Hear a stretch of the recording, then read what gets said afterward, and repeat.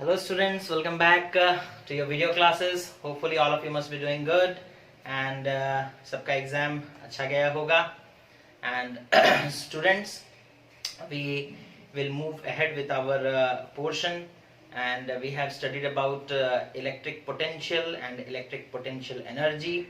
Okay, today we will discuss about some new topics, that is electric potential due to a system of charges. Okay, today we will discuss about electric potential due to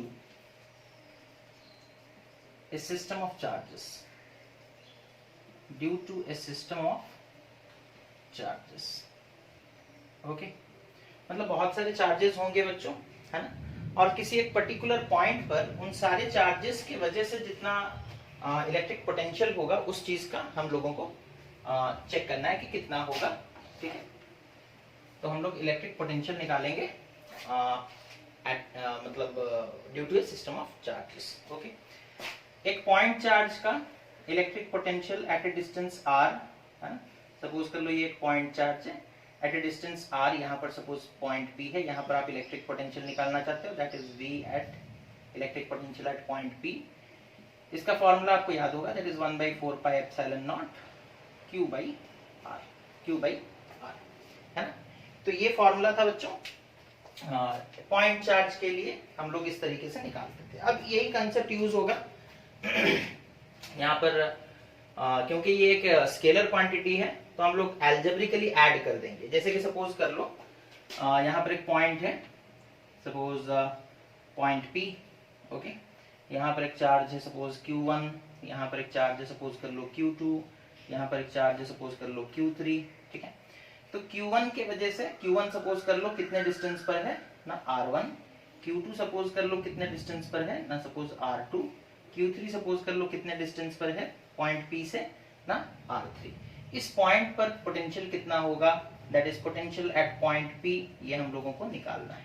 ठीक है, तो इस point पर इस charge के वजह से कुछ पोटेंशियल क्रिएट होगा, इस चार्ज के वजह से भी कुछ पोटेंशियल क्रिएट होगा और इस चार्ज के वजह से भी कुछ पोटेंशियल क्रिएट होगा. इसी तरीके से अगर n नंबर ऑफ चार्जेस हैं, सपोज कर लो यहाँ पर एक चार्ज है दैट इज Qn. ठीक है, तो बहुत सारे चार्जेस हैं और सब चार्जेस का कुछ ना कुछ पोटेंशियल यहाँ पर हो रहा होगा. सबको हम लोग ऐड कर देंगे, इसे एक पॉइंट चार्ज की तरह ट्रीट करो. पॉइंट चार्ज से R1 डिस्टेंस की दूरी पर पोटेंशियल कितना होता है, फॉर्मूला हमारे पास है potential due to a point charge, ये फॉर्मूला हमारे पास है. तो यहाँ पर पोटेंशियल होगा सपोज V1 कितना हो गया ना 1/4 pi epsilon nought Q1 by R1, है ना.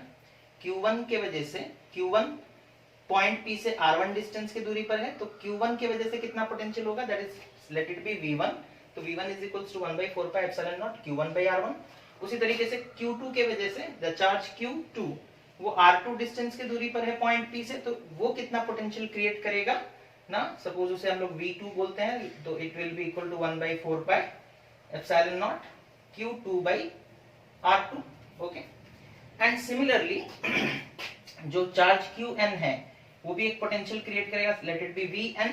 तो Vn कितना हो जाएगा ना 1/4 pi epsilon nought Qn by Rn. Okay, अब टोटल पोटेंशियल कितना होगा, that is potential at point P will be equal to the sum of all these, that is V1 plus V2 plus dot dot dot plus Vn. सबको add कर देंगे बच्चों हम लोग. ठीक है, तो टोटल पोटेंशियल निकल जाएगा, that is 1/4 pi epsilon nought Q1 by R1 plus 1/4 pi epsilon nought Q2 by R2 plus dot dot dot 1/4 pi epsilon nought Qn by Rn. Okay, तो हम लोग सारे पोटेंशियल्स को अगर ऐड कर देंगे तो यहाँ देखो 1/4 pi epsilon not 1/4 pi epsilon not 1/4 pi epsilon not common है. ठीक है, तो 1/4 पाई एप्सिलॉन नॉट को हम लोग बाहर लिखते हैं, तो ब्रैकेट के अंदर में क्या आएगा, that is Q1 by R1 plus Q2 by R2 plus dot dot dot plus Qn by Rn. ठीक है, अच्छा, मैथमेटिक्स में आप लोग पढ़े होंगे, इस तरीके के टर्म्स को हम लोग कैसे लिख सकते हैं, समेशन का आकार देकर लिख सकते हैं, that is potential at point P can be written as 1/4 pi epsilon naught, ये तो कॉमन हो गया, summation of Q I by R I, where I is equals to 1 से लेकर के I का वैल्यू कहां तक जाएगा, N तक. Okay, so this is the expression for what? This is the expression for if there are many charges, then how we are going to find out. तो add करना है इंडिविजुअली. इसके वजह से पोटेंशियल कितना होगा, हमारे पास पॉइंट चार्ज वाला फॉर्मूला है, इसके वजह से कितना पोटेंशियल होगा वो लिख लेंगे, इसके वजह से कितना होगा, इसके वजह से कितना होगा, जितने भी चार्जेस प्रेजेंट है सबके वजह से कितना कितना पोटेंशियल होगा, सबको ऐड कर दोगे अलजेब्रिकली, तो नेट पोटेंशियल मिल जाएगा. क्या मिल जाएगा, नेट पोटेंशियल हम लोगों को मिल जाएगा. ओके, तो इस तरीके से हम लोग निकाल सकते हैं इस चीज को. समझ में आ गया, बहुत ही आसान है. ठीक है, उसके बाद आगे बढ़ते हैं. ओके, जिसे मिटा रहे हैं आप लोग नोट डाउन कर सकते हैं. ठीक,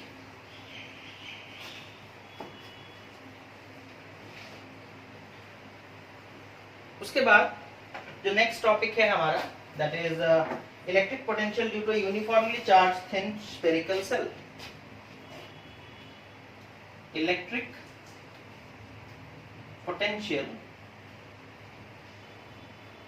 due to a thin charged, okay, due to a thin charged spherical cell, spherical shell, okay, due to a uniformly thin charged, uniformly यानी कि चार्ज जो है वो यूनिफॉर्म डिस्ट्रीब्यूशन होगा. ठीक है, तो हम लोग कैसे निकालेंगे. सपोज कर लो इस चीज को हम लोग देखो कैसे करेंगे. इलेक्ट्रिक फील्ड का कंसेप्ट यहाँ पर थोड़ा यूज होगा. ओके, तो इलेक्ट्रिक फील्ड का कंसेप्ट हमें यूज करना है और इलेक्ट्रिक पोटेंशियल हम लोगों को फाइंड आउट करना है. ओके, तो सपोज हम लोग कंसिडर करेंगे, consider a uniform charge shell of radius capital R. ठीक है, so I will write it down here. Consider a uniformly consider a uniformly charged shell, okay, charged thin shell, okay, of radius, suppose कर लो उसका radius कितना है, capital R. Okay, तो हमारे पास suppose कर लो इस तरीके का एक स्फेरिकल शेल है. ओके, ये सपोज उसका सेंटर और उसका रेडियस कितना है, कैपिटल आर. ठीक है, कैपिटल आर. ओके, अब हम लोगों को इससे क्वेश्चन क्या पूछता है, find out the potential at a point outside the shell. फिर हमसे पूछता है, यानी कि ये शेल है, शेल के बाहर में ये पॉइंट पे सपोज हमसे पूछेगा कि इलेक्ट्रिक पोटेंशियल कितना है. ठीक है, या फिर हमसे पूछ सकता है at the surface of the shell, shell के जस्ट सरफेस पर, यहाँ पर है ना, ऑन द सरफेस. सरफेस मतलब आप समझ रहे हो, स्फीयर का जो सरफेस होगा वहां पर. और तीसरा में हमें पूछ सकता है वो कि inside the shell. Okay, inside the shell, shell के अंदर कहीं पर, सपोज इस पॉइंट पर इलेक्ट्रिक पोटेंशियल का फॉर्मूला क्या होगा, कैसे हम लोग फाइंड आउट करेंगे, वो भी पूछ सकता है. तो सबसे पहले हम लोग निकालेंगे at a point outside the shell. ठीक है, सपोज कर लो यहाँ पर एक पॉइंट हम ले लिए, सपोज पॉइंट P, और वो सपोज कर लो सेंटर से r distance, small r distance के दूरी पर है. Here small r is greater than capital R. Okay, हम लोग स्मॉल r किसे माने हैं बच्चों यहाँ पर ना, जो पॉइंट P का डिस्टेंस है स्फीयर के सेंटर से, स्फीयर के सेंटर से. ठीक है, तो उस डिस्टेंस को हम लोग r कंसीडर किए हैं. तो यहाँ पर कैपिटल R जो है वो तो रेडियस हो गया स्फीयर का, एंड स्मॉल r जो हो गया वो डिस्टेंस जो है स्फीयर के बाहर है. तो obviously small r will be greater than capital R. Okay, अच्छा, आप लोग जब हम लोग इलेक्ट्रिक फील्ड पढ़ रहे थे, जब हम लोग इलेक्ट्रिक कूलम फोर्स के मतलब पढ़ रहे थे, गॉस लॉ पढ़ रहे थे, तब हम लोग एक चीज नोटिस किए थे. जब हम लोग एक शेल लेते हैं, सपोज कर लो ये शेल है, ये पॉजिटिवली चार्ज है. ठीक है, सपोज कर लो ये शेल जो है ये पॉजिटिवली चार्ज है. ओके, है ना. अब गॉस लॉ जब हम लोग प्रूफ कर रहे थे बच्चों, तो हम लोग ये देखे थे कि स्फीयर में, है ना, शेल, जो थिन स्फेरिकल शेल होता है, ठीक है, उसमें चार्ज तो सरफेस पर ही रहता है, लेकिन जब भी हम लोग फिजिकल कैलकुलेशंस करते हैं तो हमें ऐसा लगता है जैसे कि पूरा का पूरा चार्ज कंसंट्रेटेड है उसके सेंटर पर, ठीक है। मतलब अगर सपोज कर लो इस स्फीयर में आप Q अमाउंट का चार्ज दे दिए, वो Q अमाउंट का चार्ज उसके सरफेस पे रहता है, but it behaves as if the whole charge, ये सारा का सारा चार्ज जो है वो कहां पर कंसंट्रेटेड है ना, it will behave as if it is concentrated at the centre, it is concentrated at the centre, ठीक है। मतलब पूरे स्फेरिकल सेल को, जो चार्ज स्फेरिकल सेल है, उसका सारा चार्ज हमें एक पॉइंट पर नजर आएगा, और वो पॉइंट कहां होगा ना, centre of the sphere, centre of the spherical shell, okay. तो हम लोग क्यू चार्ज उसके सरफेस पर दिए हैं, ठीक है, लेकिन वो हमें ऐसा लग रहा है, हम लोग उसका प्रूफ भी देखे थे, ठीक है, गॉस लॉ में ऐसा होता है कि as if the whole charge is at the centre of the, concentrated at the centre of the spherical shell, okay. अच्छा, अब अगर पूरा का पूरा चार्ज कंसंट्रेटेड हो गया सेंटर पर, ठीक है, तो सेंटर से पी पॉइंट का डिस्टेंस कितना है, स्मॉल आर।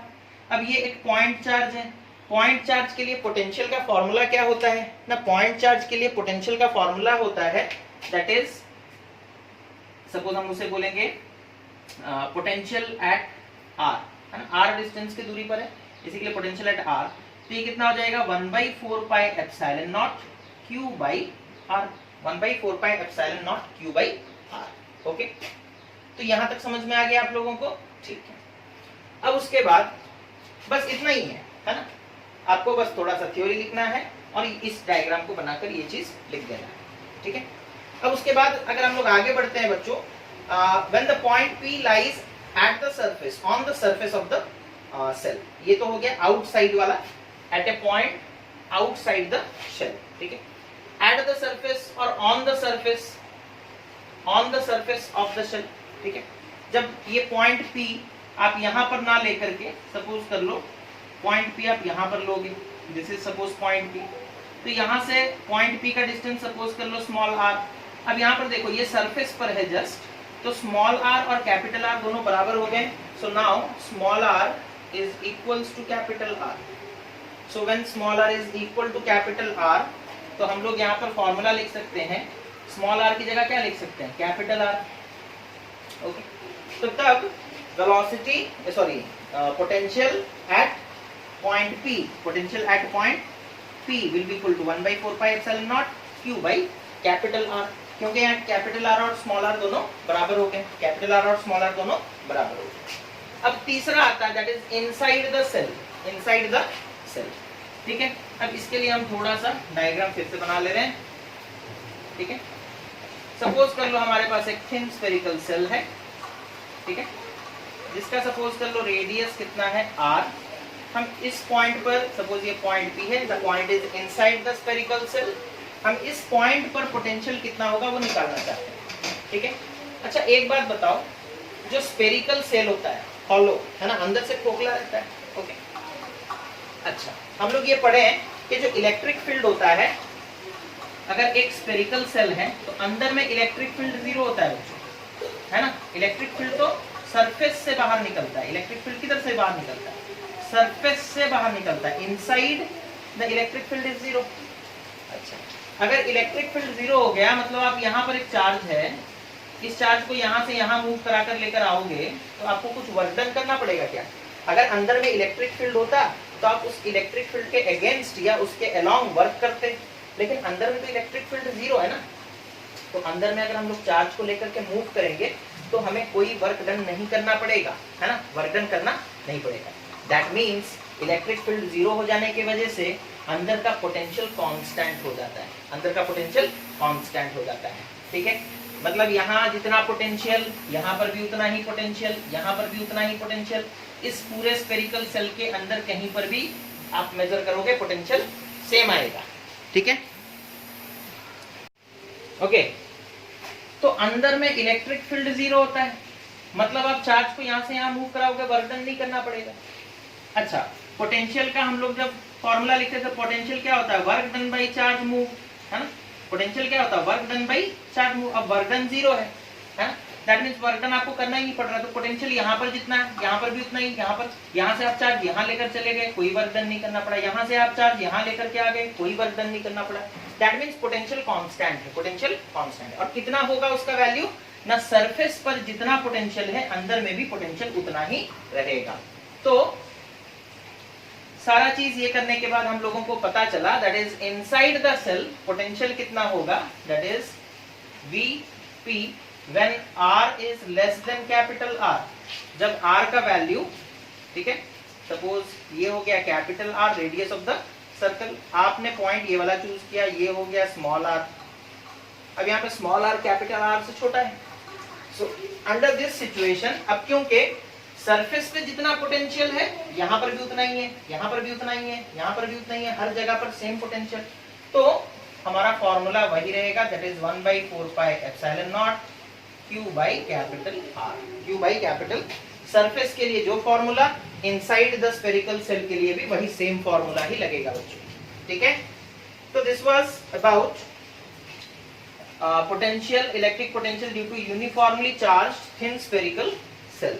ओके, इतना समझ में आ गया आप लोगों को।